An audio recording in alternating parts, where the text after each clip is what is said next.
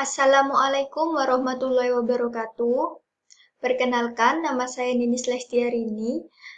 Saya adalah mahasiswa D4 Gizi Klinik Politeknik Negeri Jember.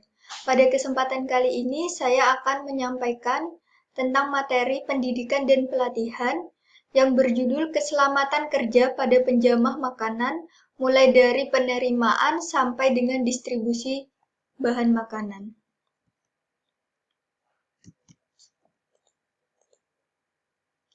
Yang pertama adalah definisi keselamatan kerja. Keselamatan kerja itu merupakan rangkaian usaha untuk menciptakan suasana kerja yang aman dan tentram bagi para karyawan yang bekerja di perusahaan yang bersangkutan atau instansi tertentu. Keselamatan kerja telah diatur dalam Undang-Undang Nomor 1 Tahun 1970. Nah, di sini ada tujuan dari K3, yaitu kesehatan, keselamatan kerja. Tujuan yang pertama adalah mencegah terjadinya kecelakaan kerja. Kecelakaan kerja bisa saja terjadi kapanpun tanpa kita tahu. Yang kedua, mencegah timbulnya penyakit akibat suatu pekerjaan. Di tempat kerja bisa saja terjadi seperti bising atau terdapat benda-benda tajam yang dapat menimbulkan suatu penyakit. Tujuan K3 yang ketiga yaitu mencegah atau mengurangi terjadinya kematian pada pekerja dan mencegah, mengurangi cacat tetap pada pekerja dan mengamankan material konstruksi pemakaian. Dapat juga meningkatkan produktivitas kerja tanpa memeras tenaga kerja dan menjamin kehidupan produktivitasnya. Selanjutnya, dapat mencegah pemborosan tenaga kerja, modal, alat, dan sumber-sumber produksi lainnya. Yang terakhir yaitu dapat menjamin tempat kerja yang sehat, bersih, nyaman, dan aman, sehingga baik untuk pekerja. Selanjutnya adalah prosedur keselamatan kerja mulai dari ruang penerimaan bahan hingga distribusi makanan. Pada ruang penerimaan dan penyimpanan bahan makanan, hal-hal yang harus kita perhatikan ialah yang pertama, harus menggunakan alat pembuka peti atau bungkus bahan makanan menurut cara yang tepat. Jadi bila kita menerima bahan-bahan makanan yang terbungkus di kaleng atau kita akan membukanya, itu harus dengan hati-hati. Yang kedua, barang yang berat selalu ditempatkan di bagian bawah dan angkatlah dengan alat pengangkut yang tersedia untuk barang. Jadi ketika kita akan membawa barang-barang yang berat, maka kita dapat menggunakan troli barang untuk mempermudah kerja kita. Yang ketiga, menggunakan kontak atau tutup panci yang sesuai untuk menghindari terjadinya tumpahan. Jadi, tutup panci harus selalu sepasang. Jadi, panci yang besar, tutupnya jangan yang kecil. Gitu. Dan yang keempat, tidak diperkenankan merokok di ruang penerimaan dan penyimpanan bahan makanan. Yang kelima yaitu lampu harus dimatikan bila tidak dipergunakan dan diperlukan. Jadi setelah kita selesai bekerja, selesai melakukan pekerjaan, semua lampu yang alat-alat listrik harus dimatikan agar menghindari terjadinya konsleting listrik. Yang keenam, tidak mengangkat barang berat bila tidak sesuai dengan kemampuan. Jadi kita harus tahu kemampuan kita dan kita harus menyesuaikan juga kemampuan kita sehingga kita tahu kita mampu atau tidak mengangkat barang tersebut. Yang ketujuh, tidak mengangkat barang dalam jumlah yang besar yang dapat membahayakan badan dan kualitas barang. Yang kedelapan, membersihkan bahan yang tumpah atau keadaan licin di ruang penerimaan dan penyimpanan bahan. Jadi apabila kita misal ada air tumpah untuk tumpah, maka harus segera dibersihkan agar tidak menimbulkan kecelakaan kerja. Seperti itu. Yang selanjutnya, di ruang persiapan dan pengolahan makanan, hal yang harus diperhatikan agar kita selamat dalam bekerja yaitu yang pertama menggunakan peralatan yang sesuai dengan cara yang baik. Jadi kita harus senantiasa memahami dan membaca prosedur penggunaan alat. Yang kedua yaitu tidak menggaruk, batuk selama mengerjakan atau mengolah bahan makanan, karena itu dapat menyebabkan kontaminasi pada bahan makanan. Yang ketiga, menggunakan berbagai alat yang tersedia sesuai dengan petunjuk pemakaian.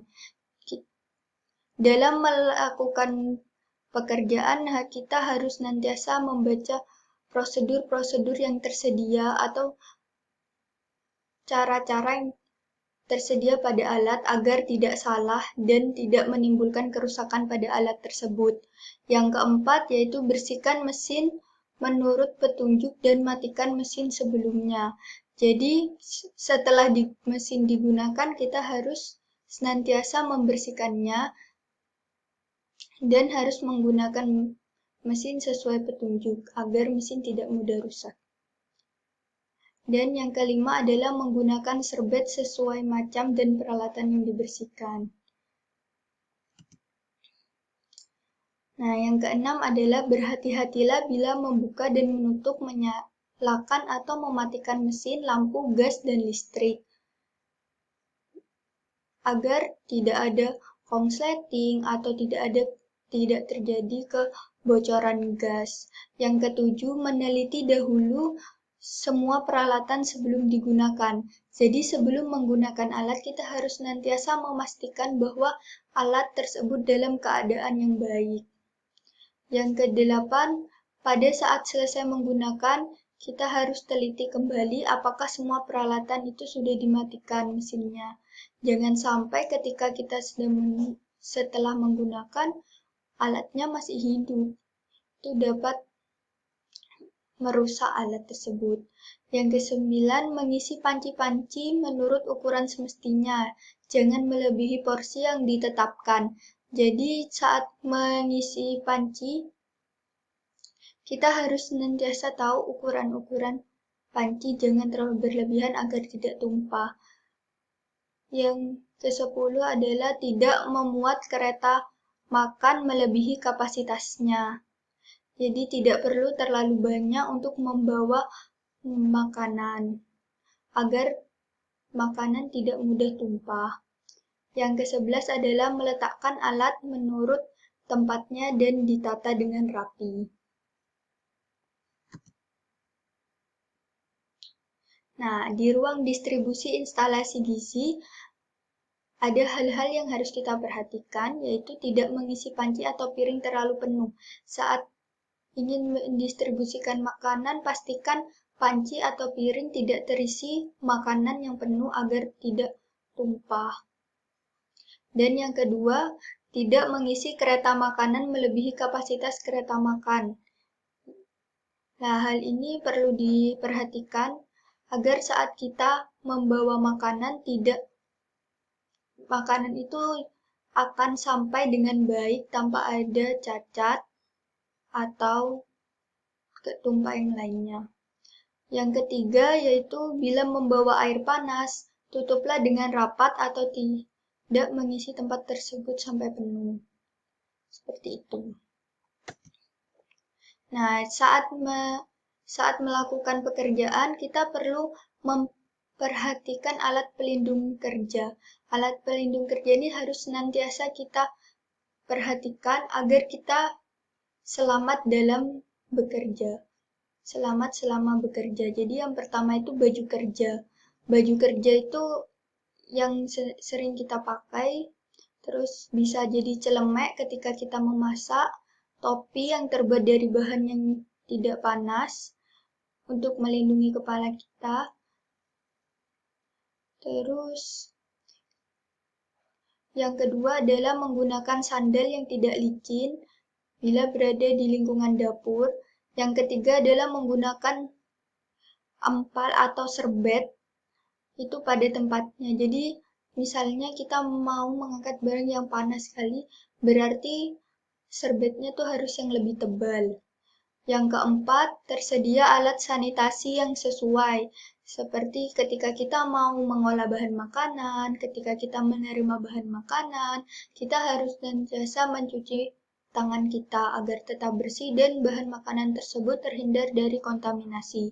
Yang kelima ialah tersedia alat pemadam kebakaran yang berfungsi baik.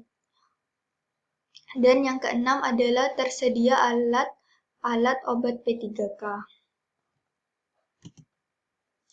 Nah, ini adalah materi yang terakhir, yaitu hal yang dapat mengganggu keselamatan kerja. Jadi, kecelakaan pada pekerja itu dapat terjadi karena beberapa hal. Yang pertama itu adalah karakteristik pekerja. Jadi, sebelum kita memilih pekerja, maka kita harus mengetahui latar belakang pekerja tersebut gimana, cara pekerja tersebut menyelesaikan masalah bagaimana.